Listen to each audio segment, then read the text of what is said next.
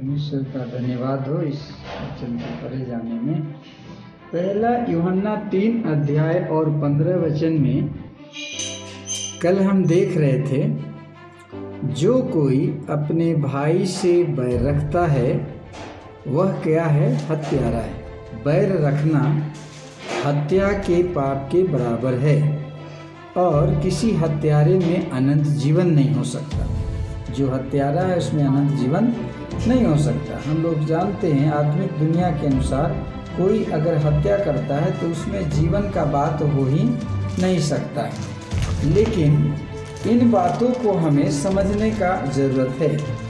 सो आइए हम आगे बढ़ेंगे। हम जो कुछ भी देखते हैं दुनिया में, जो कुछ भी हम देखते हैं, जो कुछ भी हम सुनते हैं और जो कुछ अपने हृदय में उन चीज़ों को जो असत्य है, अधर्म है और शारीरिक अभिलाषाएं हैं, इच्छाएं हैं, उनका हमें परित्याग करना चाहिए। अगर हम इसका परित्याग ना करें, जो कुछ हम दुनिया में देखते हैं, जो कुछ भी हम दुनिया में सुनते हैं, जो कुछ भी अपने हृदय में उन चीज़ों को लेते हैं जो असत्य है या अधर्म जिसको कहते हैं, तो ये शारीरिक अभिलाषाएं हैं और इसका परित्याग करना है। बाइबल इस प्रकार का सिखाता है कि हमें इन चीज़ों को नहीं करना। इसको स्वीकार मत करो, इसको छोड़ दो, इसका त्याग करो। हमने देखा पहला यूहन्ना की किताब और उसका 2 अध्याय 15 और 16 में आंखों की अभिलाषा, जीविका का घमंड ना और शरीर की अभिलाषा। तो यदि हम आंखों की अभिलाषा को नहीं त्याग करते हैं, सबसे पहला चीज़ है, उसके बाद शरीर की अभिलाषा आता है, नहीं त्याग करते हैं और सदैव उसको देखते हैं, सुनते हैं, क्योंकि हमारे अंदर, हमारे मनों में जो पाप आता है वो देखने और सुनने के द्वारा आता है।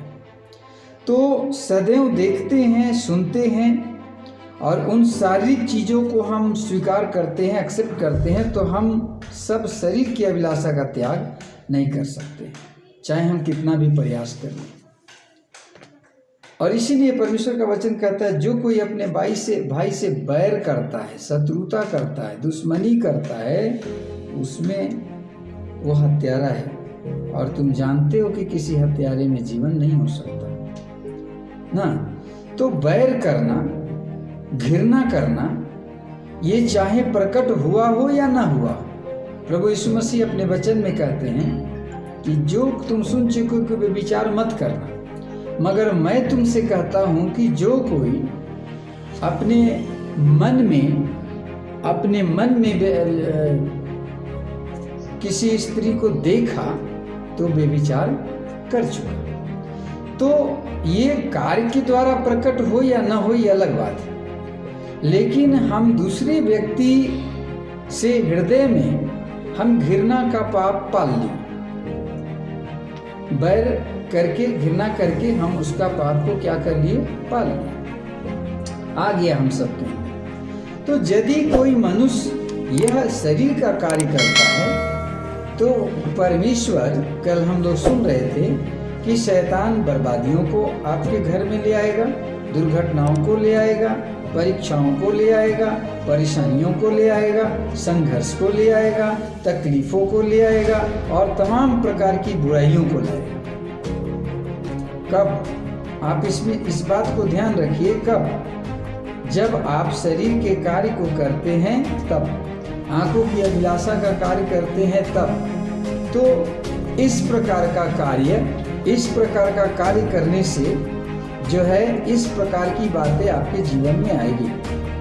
तो याद रखिए कि जो शरीर का कार्य है और शरीर का कार्य जो करते हैं जानबूझकर वो बुराई करते हैं, क्योंकि हम लोग का आदत है शरीर का कार्य में ज़्यादा अपने को समझना, अपने स्वयं को हम अंधकार की ओर ले जाते हैं, यानी आप खुद ही अंधकार का गुलाम बना लेते हैं। रोमी 6:16 के अनुसार जिसके दास बन जाते हैं, जिसके आज्ञा मानते उसके आप दास बन जाते। तो हम गुलाम तो बना ही लिए, अब शत्रु जो है, अब शैतान जो है आप पर दोष लगाता है और आपको अंधकार के राज्य पर, अब चूंकि आप अंधकार के राज्य के अधीन में आए जानेंगे, और इसलिए ये राज आपके अंदर अब स्थापित हो गया। अब जो चाहेगा शैतान वो तो होगा, वो तो करना ही पड़ेगा।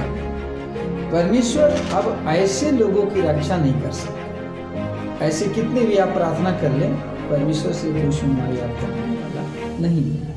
हृदय का जो शारीरिक बात है के लिए शारीरिक कार्य की स्थिति में ही विपत्ति आती है, परेशानियां आती हैं, जो तकलीफें आती हैं, परंतु परमेश्वर हम सब पर शारीरिक कार्यों में जो लिप्त व्यक्ति हैं, इस परीक्षाओं के द्वारा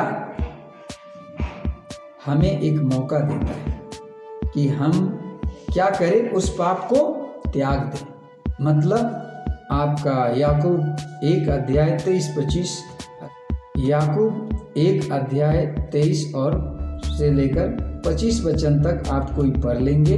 इस प्रकार लिखा है, याकूब 1 अध्याय 23 से 25 में परमेश्वर का वचन क्या है, दर्पण के समान है, ऐसा लिखा गया है।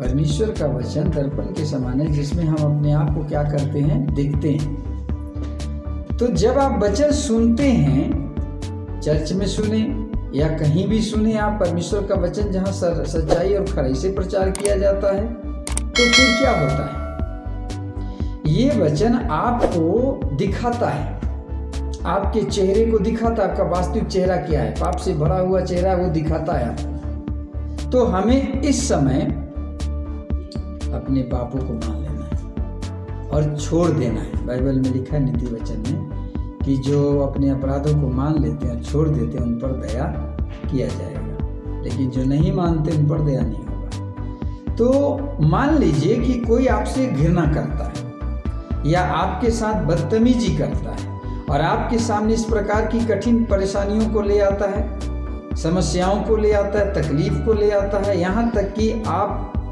नीचा या तुच्छ दिखाता है आपको कि आप नीचा हैं, तुच्छ हैं, बेकार हैं। तो ऐसे समय में आपको चोट नहीं लगना है, मतलब आपको तिरस्कार महसूस नहीं करना है।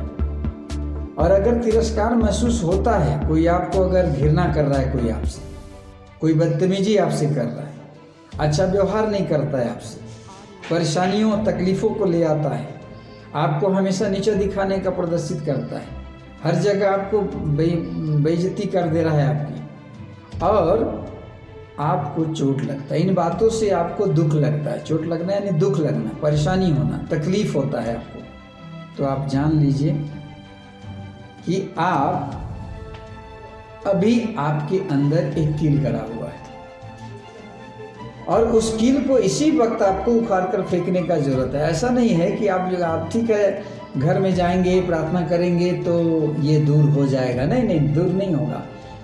हम आपको कहना चाह रहे हैं, कल पूरे स्पष्ट हम आपको नहीं बता पाए थे, इसलिए इस संदेश को थोड़ा और विस्तार हम कर दे रहे हैं आज।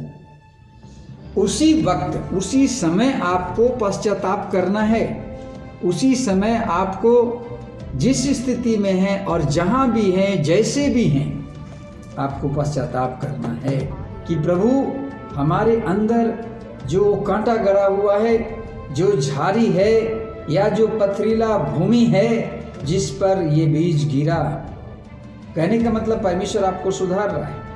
आप अगर उस कांटे को निकालेंगे तो पवित्र आत्मा आपकी मदद करेगा निकालने में, और जब वो निकल जाएगा तो आपको फिर चोट नहीं लगेगी, दुख नहीं होगा, परेशानी नहीं होगा आपको। तो ये याद रखिएगा कि आपको अगर चोट लगता है, कोई अगर आपको परेशान करता है, घृणा करता है आपसे, बदतमीजी करता है, आपको इंसल्ट करता है, जो भी करता है, तो आपको चोट नहीं लगना चाहिए, आपको दुख नहीं होना चाहिए, आपको उसको हंस के झेलना है, क्योंकि हम और आप मसीह व्यक्ति हैं। हमारा प्रभु, हमारा परमेश्वर जिसकी हम सेवा करते हैं, जिसके वचन के अनुसार हम चलने का प्रयास करते हैं, उन्होंने भी ऐसा किया था। आपको याद होगा कल क्रूस का दिन है, गुड फ्राइडे का दिन है। और क्यों हम गुड फ्राइडे मनाते हैं? गुड फ्राइडे की संध्या में आज हम वचन को सुन रहे इस वक्त क्यों मनाते हैं? क्योंकि हमारा प्रभु यीशु मसीह उसी दिन, उस कल के दिन अर्थात उस फ्राइडे के दिन, यही वो समय था, दिन था, हमारे भविष्यवक्ताओं ने, ज्योतिषियों ने निकाला इसको और इस तरीके से गुड फ्राइडे का दिन निर्धारित किया। प्रत्येक साल हम याद करते हैं, गुड फ्राइडे के दिन हम याद करते हैं कि हमारा प्रभु हमारे पापों के लिए क्रूस पर बलिदान हुआ था। अब आप बताइए, पूरे मानव जाति के पापों के लिए प्रभु यीशु मसीह क्रूस पर बलिदान हो गया। अब आप जरा सा ध्यान दीजिए, पूरे हमारे आपके सबके पाप के लिए प्रभु यीशु मसीह क्रूस पर बलिदान हो गया और कहा कि हे पिता इन्हें क्षमा कर, क्योंकि ये नहीं जानते कि क्या करते हैं। लेकिन साल में एक बार हमारा याद करने का दिन है गुड फ्राइडे। क्या हम उस दिन ऐसा करते हैं? या गुड फ्राइडे तो वो दिन होगा आपके लिए जिस दिन आप से लोग घृणा करता है, वो अच्छा गुड फ्राइडे है आपके लिए। जिस दिन आपके साथ कोई बदतमीजी करता है, ये तो परंपरावादी गुड फ्राइडे है कल जो आएगा। लेकिन जिस दिन आपसे लोग घृणा करते हैं, जिस दिन लोग आपसे बदतमीजी करते हैं, जिस दिन लोग आपको परेशानी करते हैं, तकलीफ में डालते हैं, नीचा दिखाते हैं आपको, बदनाम करते हैं आपको, तो क्या उस दिन आप उस यीशु मसीह की तरह उसे क्षमा किए? यीशु तो हमारे आपके पापों को क्षमा कर दिया, हम सब के पापों को क्षमा कर दिया। लेकिन क्या हम एक व्यक्ति से हम परेशान हैं या एक समुदाय है, कोई आरएसएस समुदाय है, उससे हम परेशान हैं, बजरंग दल एक समुदाय है, उससे हम परेशान हैं, या हो सकता है हमारे, लेकिन वो भी हमारे भाई हैं, क्या ऐसा हम कहते हैं? क्या हम सोचते वो हमारा शत्रु है? मेरे प्रियो, वो शत्रु नहीं। अगर आरएसएस की बात करें तो पौलुस से बड़ा आरएसएस का कोई व्यक्ति नहीं, लेकिन वो भी बदला तो वो आरएसएस वाले भी बदलेंगे जो नागपुर में हेड ऑफिस है, तो ये बदल जाएंगे। लेकिन क्या हम इस प्रकार का कार्य करते हैं? अभी तक हम उसको समझ पाए हैं? नहीं। दुख, अनुभव, तिरस्कृत महसूस करते हैं, और यही तिरस्कृत और दुख महसूस करना हमारे लिए श्राप का कारण होता है, आशीष का कारण नहीं होता है। आशीष का कारण तो तब होगा जब हम उसको क्षमा कर देंगे।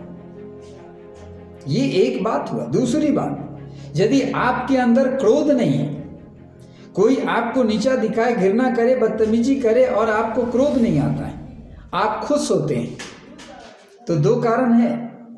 एक तो आप दिखावा खुश होंगे, और दूसरा खुश इसलिए होंगे आप क्योंकि आपने इस पर जय प्राप्त कर लिया है, आपने जीत हासिल कर लिया इसके ऊपर। इसलिए अब आपको उसकी बदतमीजी पर या उसके घृणा पर आपको हंसी आएगा। ये दिखावा हो सकता है, और सच्चाई है तो क्षमा पा लिए हैं आपने, एक सीढ़ी से दूसरी सीढ़ी में आप प्रवेश कर चुके हैं।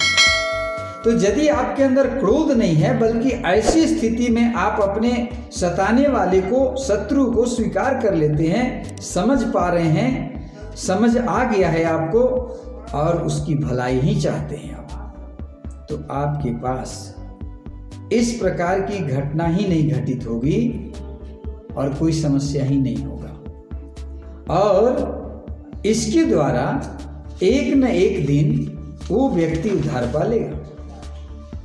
क्यों? क्योंकि भाई इस व्यक्ति को हम इतना परेशान किए, इतना इसके साथ बदतमीजी किए, लेकिन ये तो हमको आशीर्वाद पर आशीर्वाद दिए जा रही है, तो हमारे साथ कभी बुराई नहीं किया, तो वो व्यक्ति उद्धार पाएगा।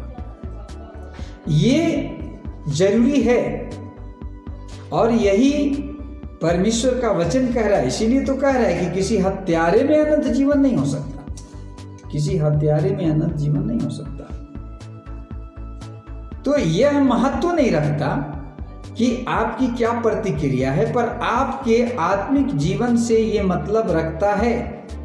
आपको हृदय में किसी प्रकार की समस्या नहीं होगी अगर आप आत्मिक बन गए हैं, आत्मिक बन चुके हैं तो। यानी कि शारीरिक से आत्मिक बनने की ये प्रक्रिया है और इसी तरीके से परमेश्वर आपको हमको आत्मिक बनाता है। अब मान लीजिए कि आप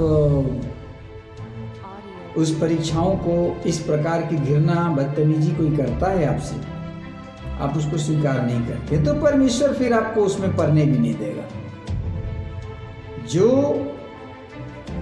पात्र को आग में डालेगा और वो पकना ही नहीं चाहेगा, पात्र यानी हम और आप, हमको आग में डालेगा और हम जलना ही नहीं चाहेंगे, हम पकना ही नहीं चाहेंगे, तो हम मैच्योर होंगे नहीं। परमेश्वर उसको कच्चा ही छोड़ देगा, बाहर रख देगा।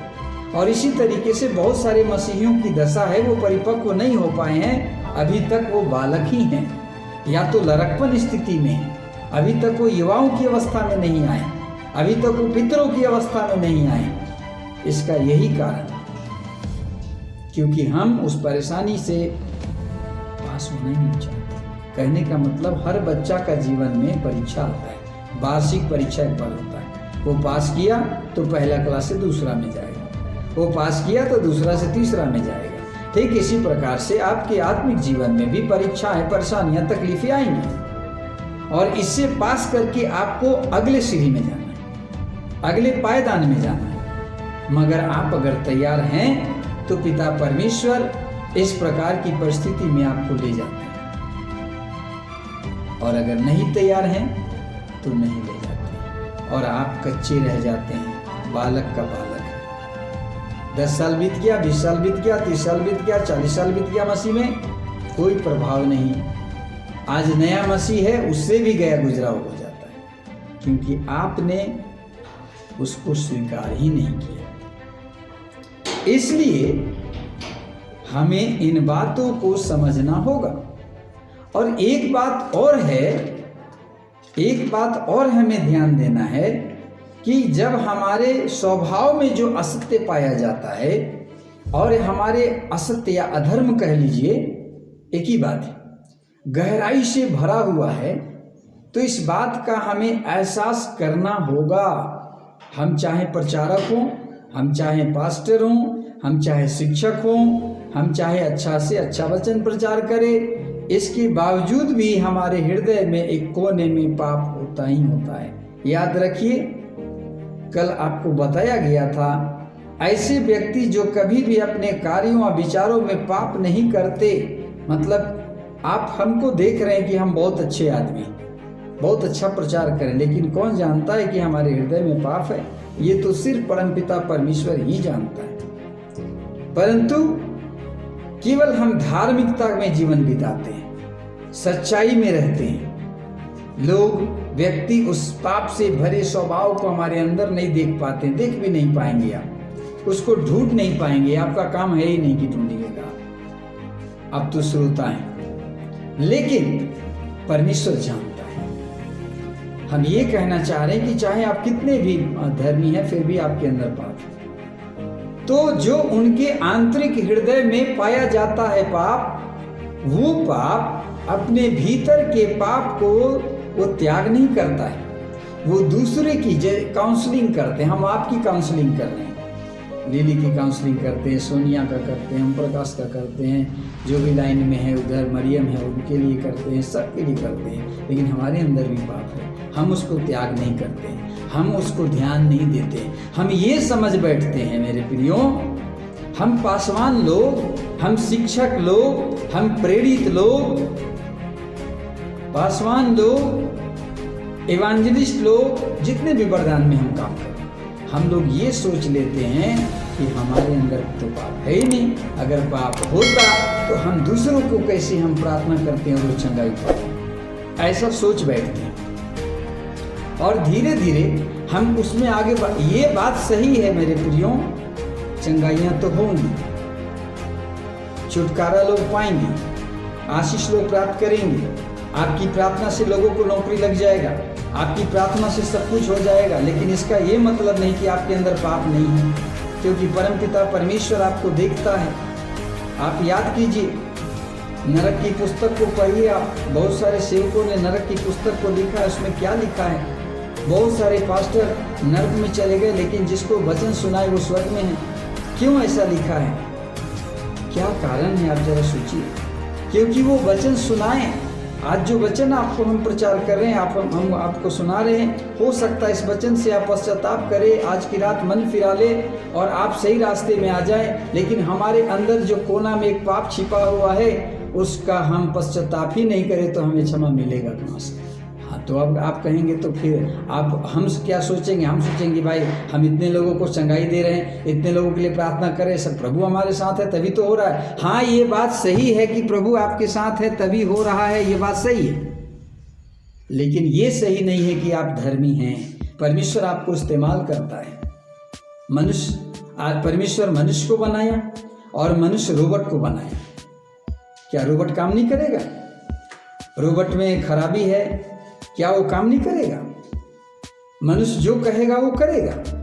इसी प्रकार से मनुष्य है। परमेश्वर आपको इस्तेमाल करेगा, आपके द्वारा लोगों को चंगाई देगा, वो तो होगा। ये आपकी अपने नाम का खराब नहीं करेगा परमेश्वर अपने नाम की निंदा नहीं होने देगा, और इसलिए वो ऐसा करता है। समझने का जरूरत है। इसलिए हमें अपने आप को भी देखना है।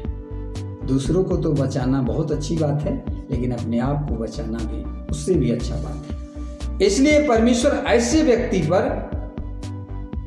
इस प्रकार के व्यक्ति पर, मतलब पासवान लोगों पर, प्रेरित लोगों पर, भविष्यवक्ता, शिक्षक, प्रचारक, सुसमाचार प्रचारक, परीक्षाओं को आने देता है। इसलिए आने देता है और इसलिए भेजता है ताकि उनके अंदर के पाप प्रकट हो सकें। लेकिन हम लोग क्या करते हैं? भागते हैं एवं उनके वे खोज निकाले, उस पाप को निकाले, खोज कर निकाले और उसको त्याग सके। इसलिए परमेश्वर इस प्रकार की परेशानियों को लाता है। हमारे घर में आज परेशानी है, सभी लोग जानते होंगे। बहुत सारा कभी कभी ग्रुप में चला गया, बच्चे लोग गलती की और इधर उधर दब गया, चल गया। आप उस वीडियो को जरा सा याद कीजिए और जरा सा सुने हैं, देखे हैं, जो भी वीडियो देखे होंगे, ऑडियो देखे होंगे, आप जरा सोचिए इस बात को।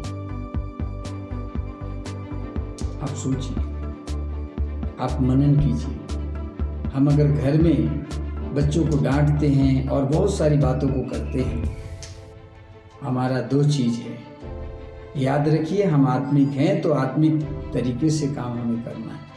अगर आप गाली देते हैं, अगर आप किसी प्रकार की ऐसी हरकत करते हैं जो परमेश्वर को पसंद नहीं है, तो आपको सोचना है, विचार करना है। परमेश्वर इसलिए परेशानियों को ले आता है, भले ही उस परेशानी से लोग ये समझ ले, विश्वासी ये समझ ले कि अरे ये पास्टर, इसके ऐसे समस्या तो नहीं होना चाहिए था। जब हमारे बच्चे का एक्सीडेंट हुआ, बहुत तरह के बात लोग बोले, लेकिन हम उसको उस तरीके से नहीं देखते। बोलने वाला इसलिए बोलता है क्योंकि वो अभी भी प्रभु में बालक ही है।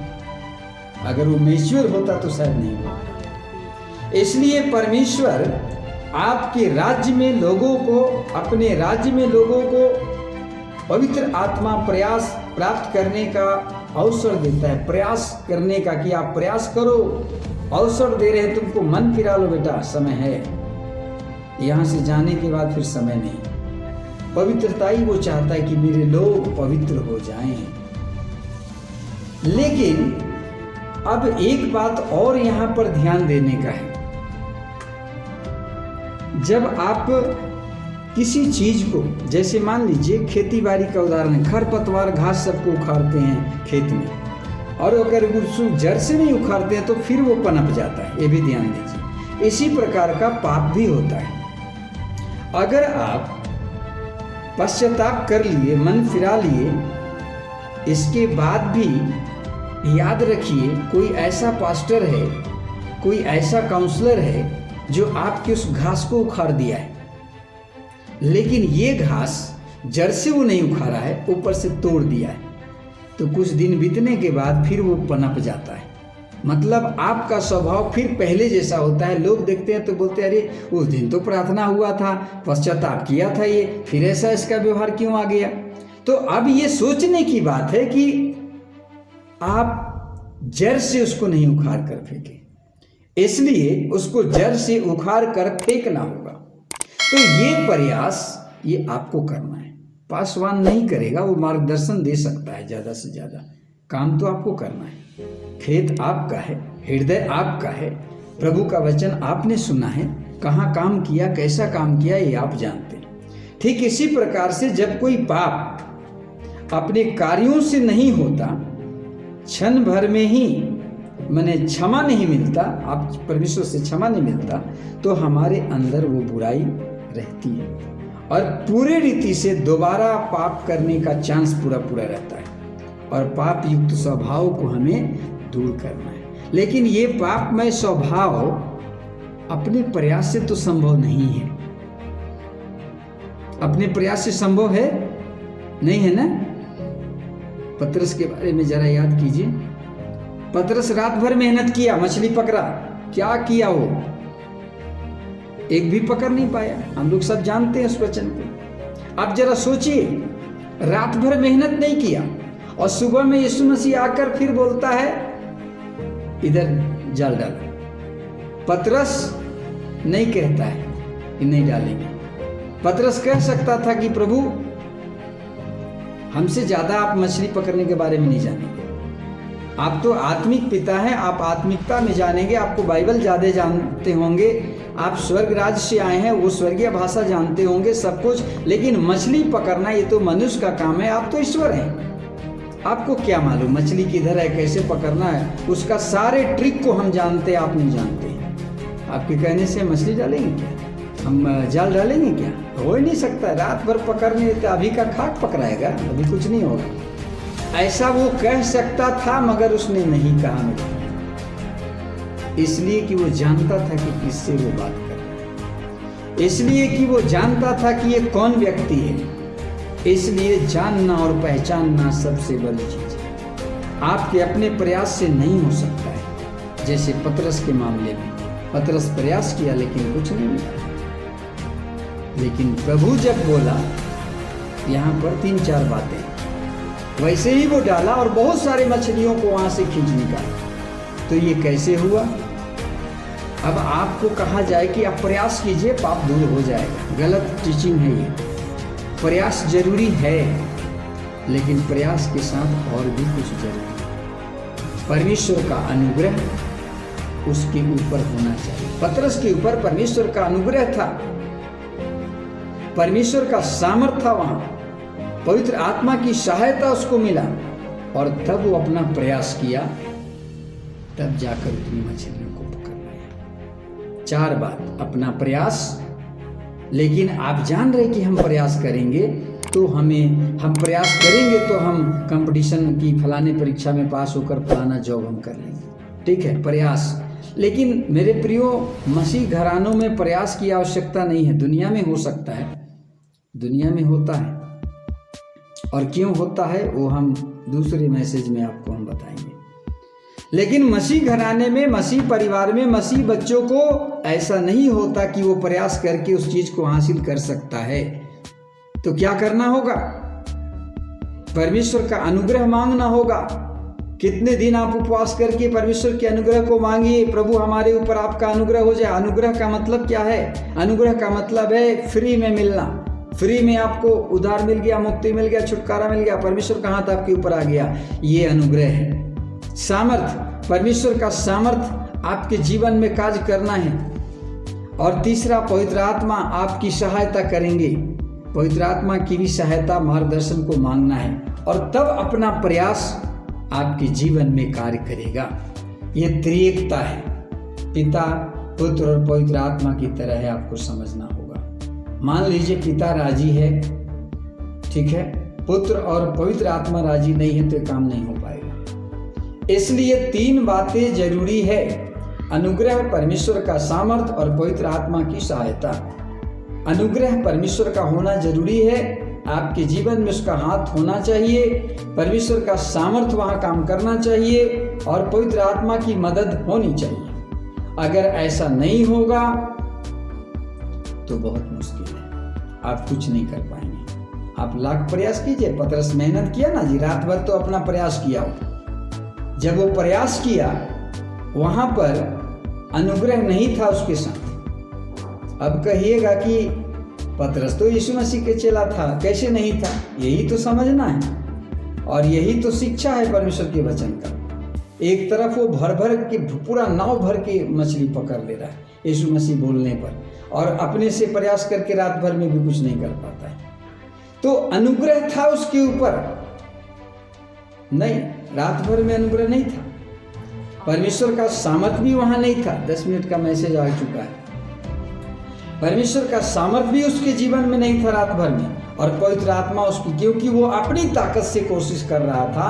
एक तरफ 2 भाग वो कर दिया था, एक तरफ परमेश्वर प्रभु यीशु मसीह, उनका अपना दुनिया का राज, उनके साथ घूमेंगे और सीखेंगे, और दूसरा अपना प्रयास, हम अपनी मेहनत से सब कुछ कर सकते हैं, इसमें प्रभु क्या करेंगे। लेकिन हर चीज में हम परमेश्वर के अनुग्रह को मानेंगे, तभी हमारे अंदर से पाप में स्वभाव दूर हो सकते हैं। ये प्रार्थना और उपवास तभी आपका कारगर हो सकता है, अन्यथा फिर मुश्किल। तो ये हमें समझना जरूरी है, परंतु हमें याद रखना चाहिए कि यीशु मसीह के खून के द्वारा मुक्ति का द्वार हमारे लिए खोला गया है। अब बिना यीशु मसीह का मुक्ति का लोग क्या समझते हैं? हम चर्च नहीं भी जाएंगे, बहुत सारे लोग देखिए क्या सोचते हैं। बहुत सारे लोग ये सोचते हैं कि हम चर्च नहीं जाएंगे, क्या जाने से हो जाएगा चर्च, हम दान दशवांश नहीं देंगे, क्या हो जाएगा दान दशवांश देने से। लेकिन हम पास्टर को बुला लेते हैं, घर में आ ही जाता है, प्रचार करिए लेता है, सुन ही लेते हैं, समझ ही लेते, सब हो ही जाता है। अब क्या दिक्कत है? सबत का दिन का पालन तो हम ऐसे भी कर ले रहे, वैसे भी हो जा रहा है। नहीं नहीं नहीं नहीं, गलत गलत। तो परमेश्वर की 10 आज्ञा को जरा याद कीजिए, उसमें एक आज्ञा है सबत के दिन का पालन करना, लेकिन सबत के दिन का पालन करते नहीं हैं, और आप कहते हैं कि हमने सबत के दिन का पालन कर लिया। ये कैसे हो सकता है? प्रभु यीशु, इसीलिए यीशु ने कहा कि जो द्वार से भीतर आता है वो क्या है? वो भेड़ों का चरवाहा है। लेकिन उसको भेड़ कहता है, असली भेड़। लेकिन जो इधर उधर से घेरा को पार करके कूद के आ जाता है, वो चोर और डाकू है, वो भेड़ का चरवाहा नहीं हो सकता। तो इसलिए यूहन्ना 10 में लिखा गया है, अच्छा चरवाहा मैं हूँ, चरवाहा अपने भेड़ों के लिए प्राण देता है। वहाँ पर गुण दिखाया गया है। ये होना जरूरी है, हमें ये जानना जरूरी है कि यीशु मसीह के लहू के द्वारा हमारा उद्धार हुआ है। आप अपने प्रयास से बहुत कुछ कर सकते हैं, लेकिन आत्मिक दुनिया में संभव नहीं। परमेश्वर का समीकरण जहां लागू होता है, वहां पर यीशु मसीह और उसका लहू का जिक्र होना ही चाहिए, अन्यथा वहां अनुग्रह नहीं है, वहां पर परमेश्वर का सामर्थ्य नहीं है, तो पवित्र आत्मा की सहायता भी नहीं मिलेगा और कार्य भी नहीं होगा। आप याद कीजिए, वही पतरस प्रभु यीशु मसीह को 3 बार इनकार करते हैं। वही पतरस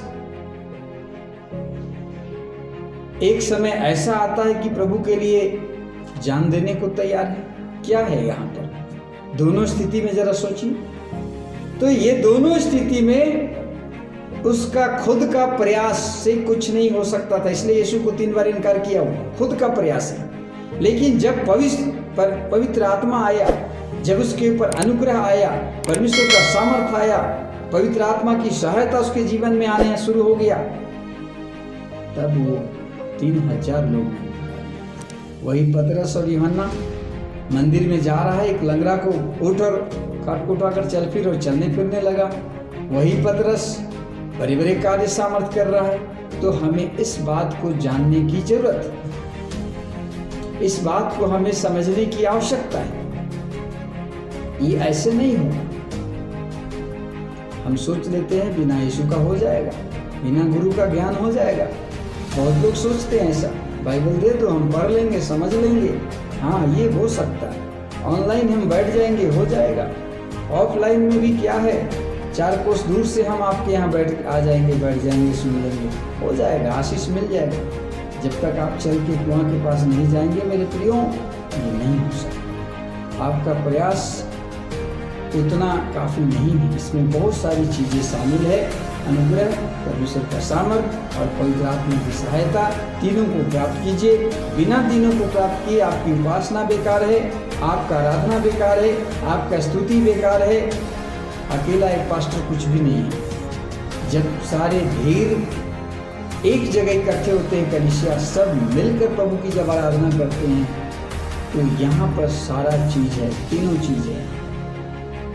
बिना स्तुति, बिना आराधना के हम वचन का प्रचार करना बेकार है, क्योंकि हर एक बातों में उस परमेश्वर की आराधना स्तुति को पहला स्थान दिया गया है प्रचारवाद में। तो इसलिए हमें इन बात को समझना है कि हम अपने प्रयास से ये संभव नहीं है, हमारे अपने प्रयास से संभव नहीं है जब तक हम परमेश्वर हमारी मदद ना करें।